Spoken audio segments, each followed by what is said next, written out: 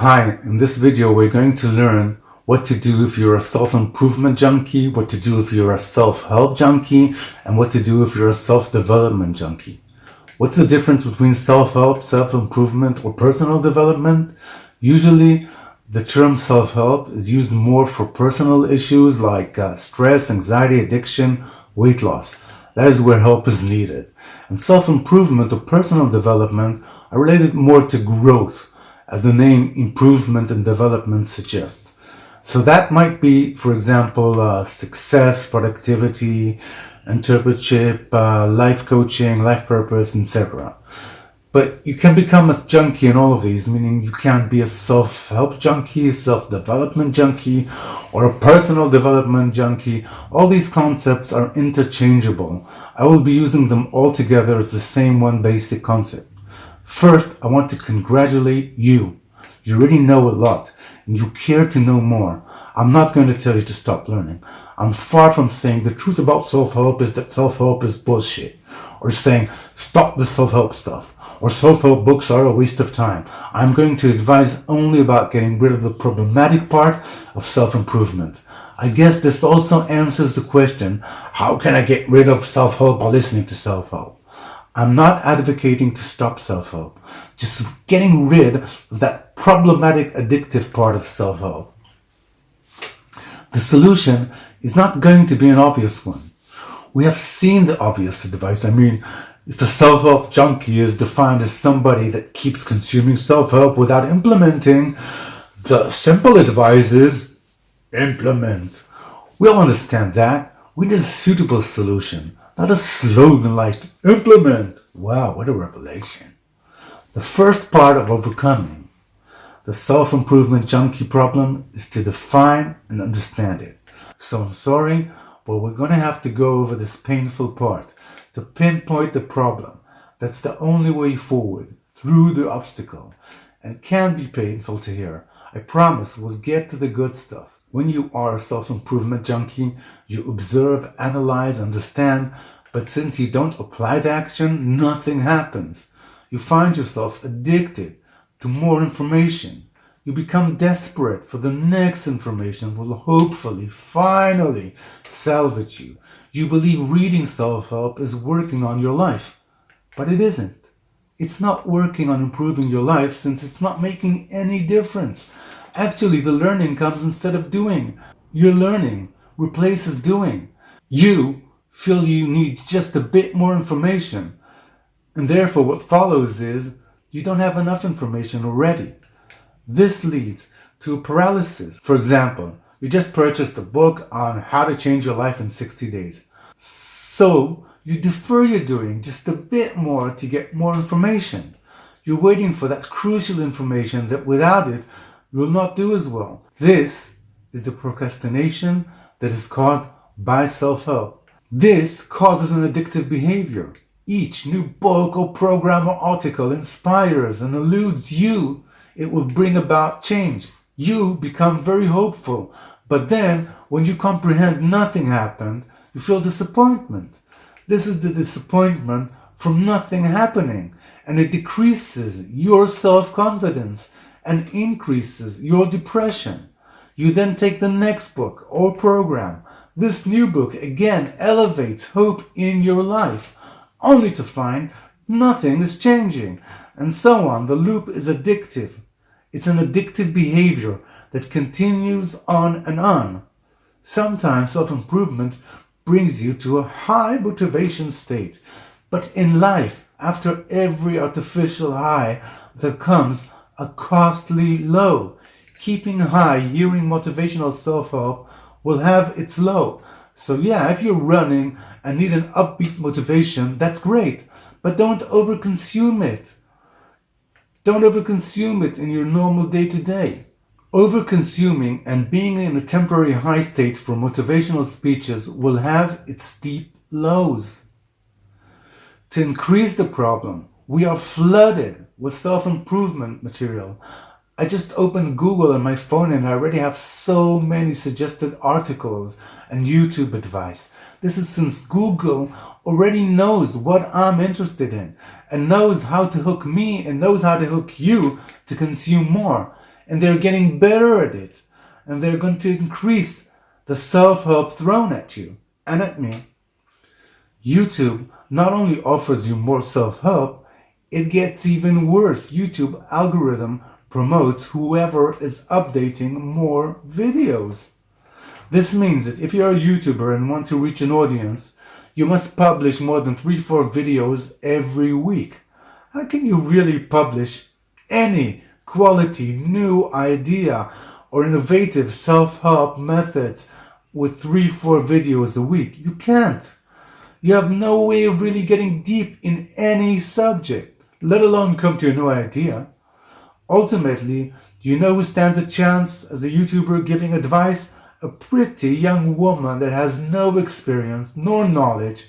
She will read out a quick video with 3 ideas she's just seen on any web page on any subject. Yeah, that will work on YouTube. Now imagine all the podcasts, blogs, videos, books, online courses, programs, articles, audiobooks, internet site, etc., all being published just this very minute. You can't consume them all. Trying unsuccessfully to consume just a part of them will leave you without time for any real action. The fact that the quantity of self-help produced is very high brings about 2 problems. 1 is the overflowing of information. 2 is the low quality instant fixes, not only in YouTube and blogs, it's even in books. I find it unbelievable when I read books from very successful authors and the book says absolutely nothing new. Just a load of known ideas repeatedly. For example, do you have a fixed mindset? How to write smart goals? Or how the marshmallow test proves being able to delay gratification is important. I've been listening to many book summaries. When I ask myself, what have I learned from this summary, it's easier to spell out after 10 minutes or so of consuming it. That made me see the picture from high above, to see the forest of self-help and not just the tree. In most books, you are getting only a couple of few ideas you already know. Each book takes another few ideas you already know. So let's say you know A to Z, okay? So you read book 1, and you read A, C, G, and R. And then you read book 2, it's B, C, R, S, T, and Z, etc. So you're really reading everything you already know. You're just reading what you already know, but in different order or subject picking per book. Most of self-help and self-improvement is repetitive and unoriginal trash. There are a few genres that really contribute for nothing. For example, the pseudoscience junk genre, like manifestation of abundance by vibrating the same frequency of your desires. Thought energy, quantum physics is BS. Then you have the genre of revealing what is needed for your success. Guess what? Confidence, knowledge, self-acceptance, persistence, resilience, courage. What a revelation. It's the same as me telling you, you know what? You're a self-help junkie. My advice to you is apply what you've learned. Wow, what a revelation. Another problem is the cost, or even worse, the free information that is thrown at us. Seminars are very expensive, and so are many other self-help products. But when you find the same product marketed as free advice, you end up with another problem.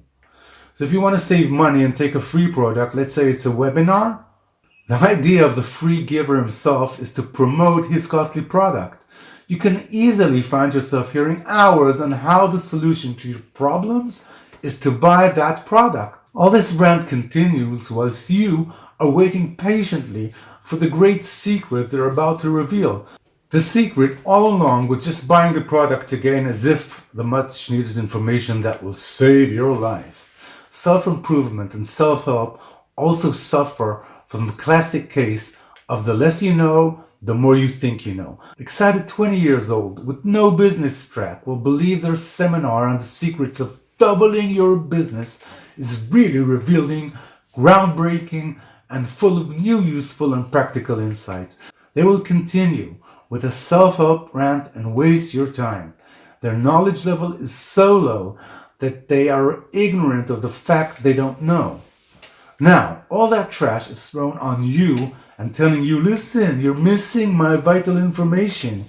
You need to change yourself by acquiring my information. So you feel you're missing out on something important. If you are missing, that means you are not good enough. Guess where that leads to? Being a junkie, and you consume endlessly while destroying your real life. Another problem is success leaves clues methodology. If you follow somebody else's route from success to the very beginning, you'll be missing out the real important information. You can't see all the times that very same person had an idea, tried it and failed. It's like throwing darts 10 times. You see only the one time that he succeeds, and then you follow that time because success leaves clues. Now you learn and take the first shot with a dart, and you miss. So you as if followed the success track and couldn't do it. But the success path you've been following is misleading. I've just seen somebody successful in a LinkedIn page. Okay, he had 6 other profiles he neglected with companies he failed. So now you see his LinkedIn profile and you think, wow, what a successful interpreter. He sold his company for so many millions of dollars. But the real history of this man is history. Another problem is the assumption you can be anything and have anything. This is a false assumption. You cannot be anyone or have anything. What you can be is up to your limits, and these are largely drawn by your preferences.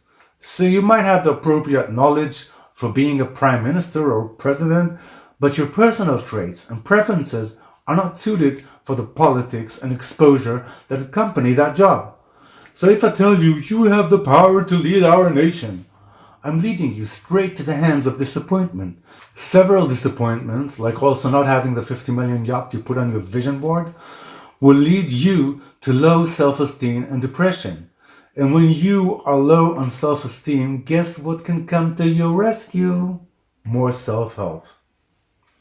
Now, the real problem is that just avoiding self-improvement and self-help and personal growth altogether is also not useful, since some ideas can be helpful. So saying just ban all self-help cold turkey is not useful. In the case of addiction, it's harder to avoid some than to completely ban.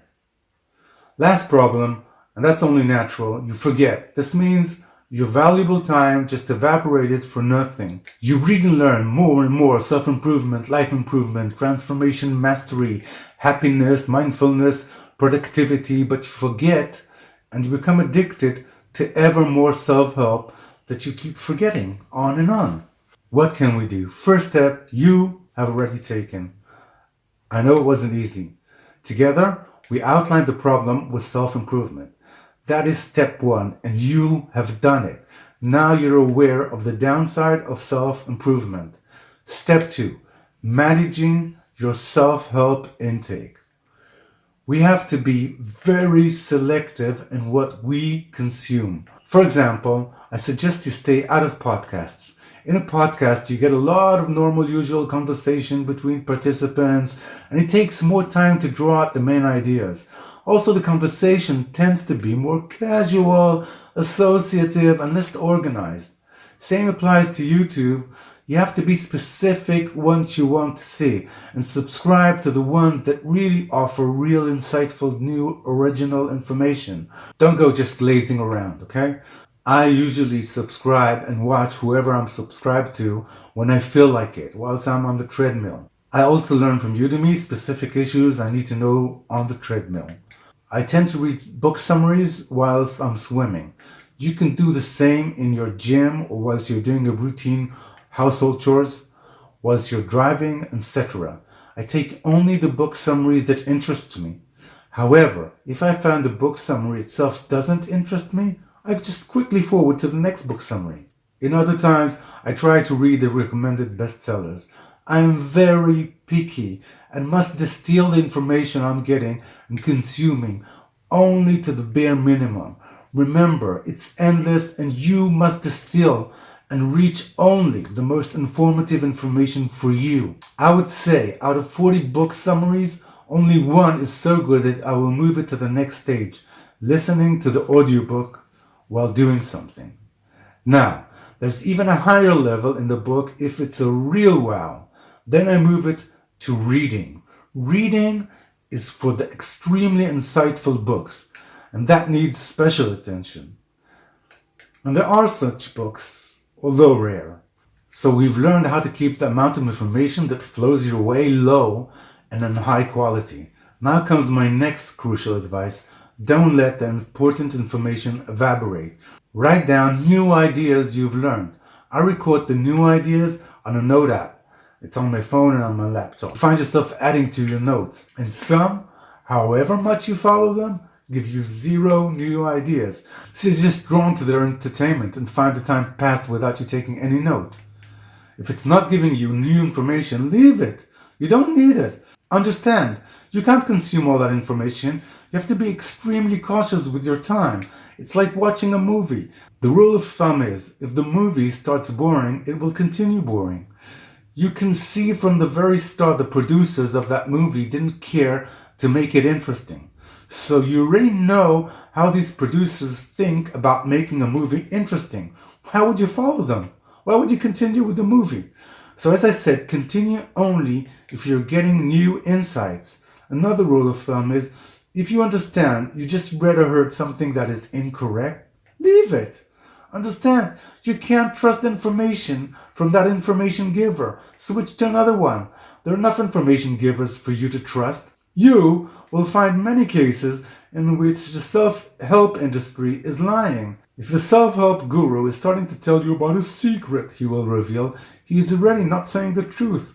The truth must be an established fact. An established fact is a fact that others know about. So you don't want information for somebody you know he's already lying to you. Now comes the next step I take. As I said, I write in my notes new ideas I've learned from self-improvement or ideas I've learned by myself. You can do so even by dictating whilst you're driving. Don't let important information slip away. The next step is to transfer the main ideas that you wrote in your notes to a summary file. The file will be organized by subject. I take a chapter for each subject. Happiness, control emotions, fear, spiritual meaning of life, doing, empowering, etc. By the way, the chapters are organized so that similar subjects are near each other. So you will find like time management, procrastination, doing the important stuff, focus, all near each other. You can always reorganize the chapters in the order you want when you feel like it. So don't worry about it. You transfer only the distilled information from your notes to that file in the appropriate chapter and erase that information from your notes.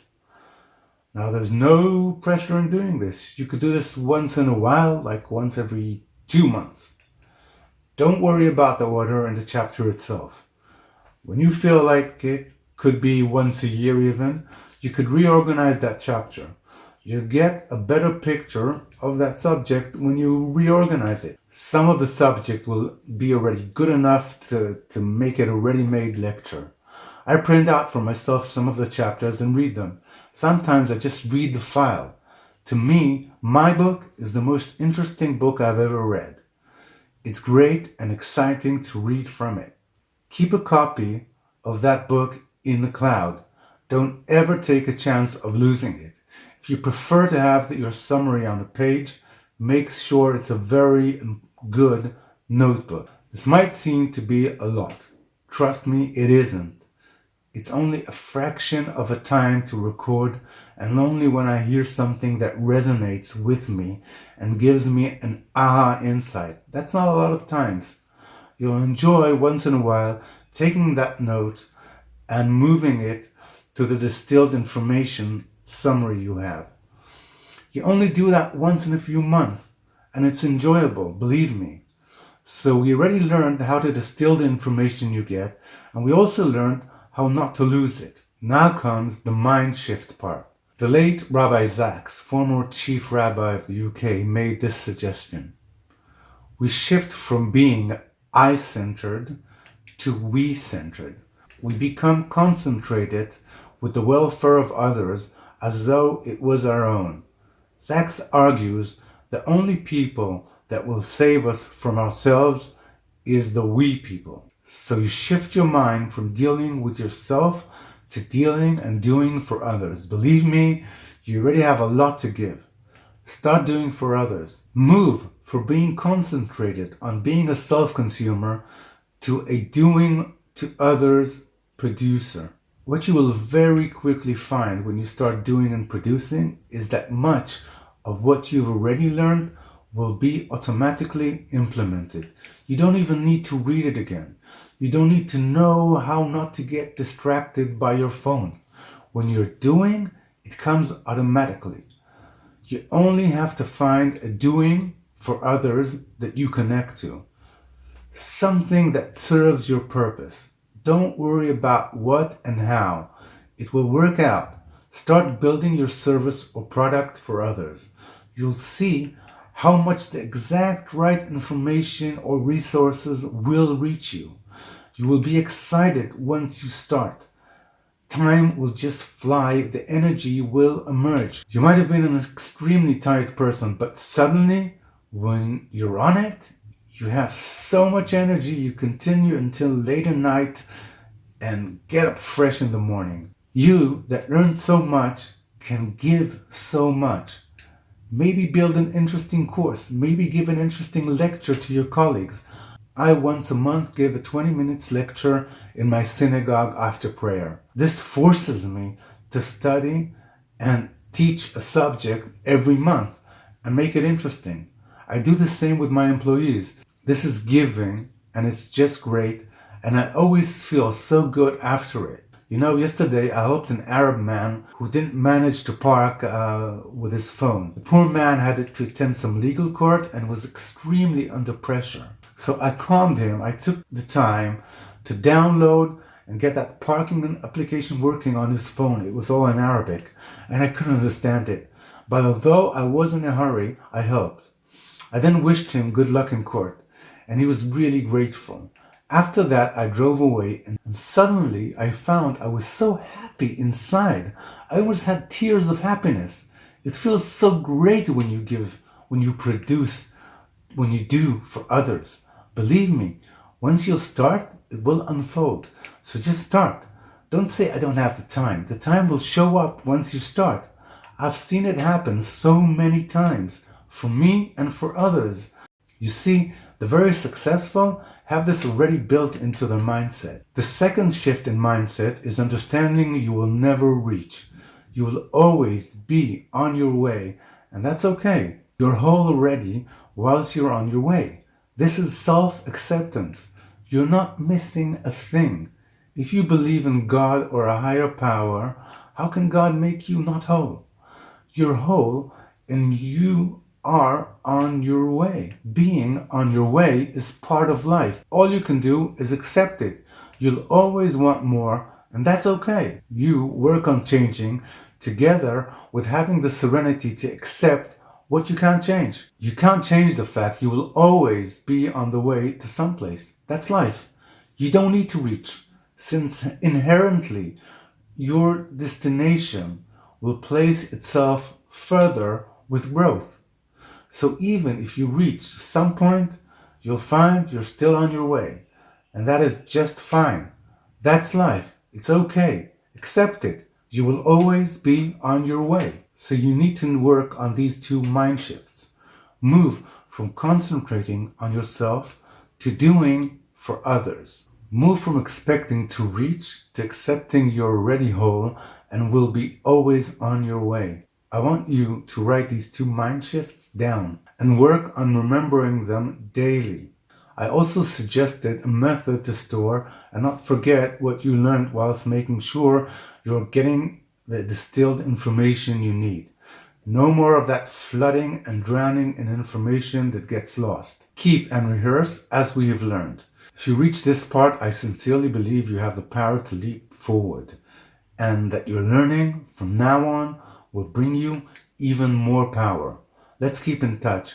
I love to hear from you. Leave your remarks. I will read them and respond. Also, please press like and subscribe for more out-of-the-box thinking on self-improvement. We have a way to conquer together. I promise I will do more videos for you. Subscribe and let's do it.